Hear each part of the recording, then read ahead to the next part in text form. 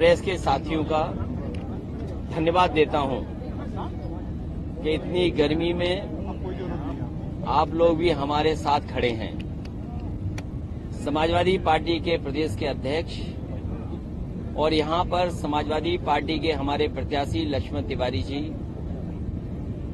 हमारी पार्टी के प्रकोष्ठ के अध्यक्ष व्यास जी, मरकाम साहब और यहां के हमारे संगठन के अंसारी जी, मैं इन सबका धन्यवाद देता हूं। इनके माध्यम से और आपके माध्यम से आई हुई जनता का मैं आभार प्रकट करता हूं कि अपना सब काम छोड़ करके और उम्मीद से ज्यादा समर्थन दिखाई दिया। मैं नहीं समझता था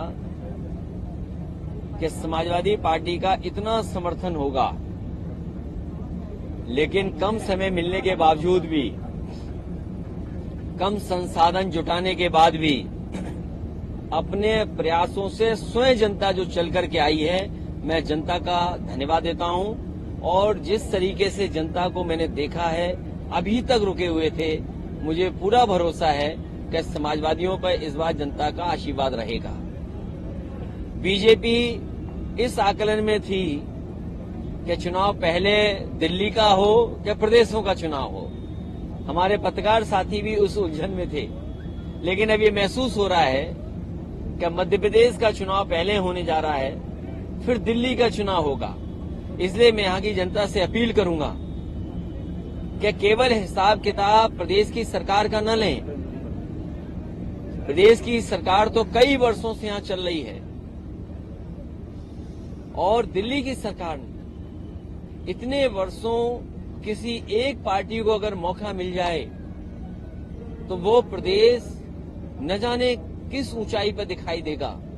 मुझे दुख है इस बात का कि दिल्ली में भी सरकार होने के बाद भी और प्रदेश सरकार में होने के बाद भी मध्य प्रदेश में महिलाओं का उत्पीड़न, महिलाओं के साथ अन्याय, बेटियों के साथ अन्याय, आदिवासियों के साथ अन्याय और खासकर दलित महिलाओं के साथ जो अन्याय हो रहा है, उसमें सबसे आगे अगर कोई प्रदेश दिखाई दे रहा है तो मध्य प्रदेश दिखाई दे रहा है। इसी तरह बेरोजगारों की संख्या में भी मध्य प्रदेश आगे है।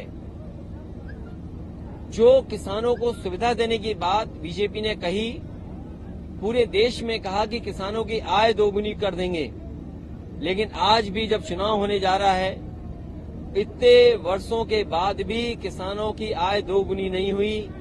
गेहूं प्राइवेट कंपनियों से खरीदवा लिया, धान में कोई इंतजाम नहीं किया, एमएसपी के लिए किसानों को लड़ना पड़ा दिल्ली में, लेकिन उसके बावजूद भी किसानों को कोई भाव ये सरकार ऐसा नहीं दे पा रही जिससे किसान खुशहाली में आए। शिक्षा का स्तर गिरा है और शिक्षा के स्तर में लगातार गिरावट आई है। सरकारी स्कूल और सरकारी विद्यालय बंद हो रहे हैं। इसका मतलब ये है कि प्राइवेट की तरफ बीजेपी जनता को लेकर के जा रही है। प्राइवेट जब भी चीजें बढ़ेंगी, गरीब जनता से दूर हो जाएगी शिक्षा। स्वास्थ्य के आकलन में भी मध्य प्रदेश ने कोई चमत्कार का काम नहीं किया है, बहुत पीछे है स्वास्थ्य के क्षेत्र में। कहने को तो ये कह सकते हैं कि उन्होंने मेडिकल कॉलेज बनाए हैं, लेकिन जो सुविधाएं गरीबों को होनी चाहिए, जो सुविधाएं तुरंत मिलनी चाहिए, वो सुविधाएं ये सरकार नहीं दे पा रही है।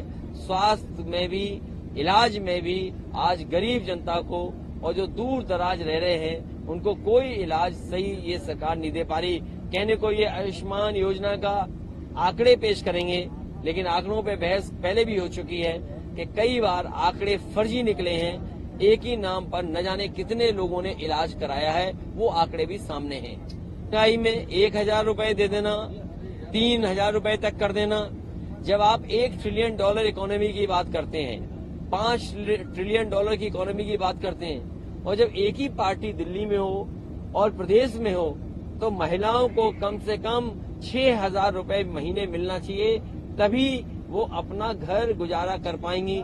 अगर महिला के हाथ में पैसा होगा तो उसको सम्मान भी मिलेगा, अपने बच्चों को पढ़ा लिखा भी लेगी, बच्चों को कपड़े भी अच्छे पहना देगी, बच्चों को खिलाने पिलाने का इंतजाम भी अच्छा कर देगी। इसलिए समाजवादी पार्टी का मानना है, उत्तर प्रदेश में हालांकि हम लोगों ने पिछले चुनाव में कहा था कि समाजवादी पेंशन महिलाओं को 3,000 की जाएगी।